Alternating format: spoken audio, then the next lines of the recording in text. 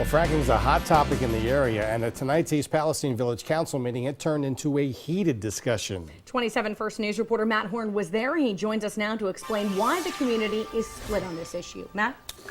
Erica, since last year, East Palestine Village Council, they have been working to do horizontal drilling in the community. The concern among many in the community, though, is if fracking will cause issues with the environment.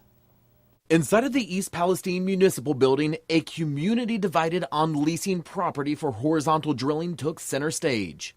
My feeling is it's the responsibility of City Council to provide information to the people here. No speaking out. Why not? Let him speak. Because that's the rule, Let him speak. Village Council member Don Elzer is in support of the drilling. He says if this eventually passes, it could bring in millions of dollars to the community, which would be split among the city and property owners. It was just a good way to boost our economy. Village Council was in talk with shale and oil companies on the drilling. 5 weeks ago, Council approved legislation to move the project forward, but at the last meeting, a vote rescinded or stopped any progress on the drilling. Oh, disappointing. There was a lot of work went into that, and we don't have a lot of opportunities to bring $8 million into town. Those against the proposed measure say they are glad the drilling was stopped before it even started. That's my property.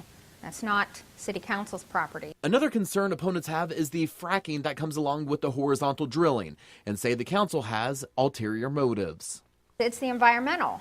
You know, I have grandkids. I want to see my kids, you know, my daughter, my son, have clean air, clean water. The Ohio Ethics Commission was asked to look into concerns raised that council members would unfairly benefit from such a project. However, no wrongdoing was found by the commission.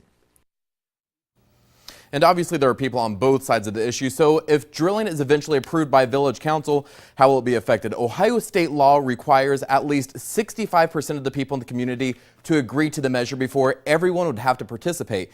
However, that's only if the oil and gas company can prove a number of factors to the state.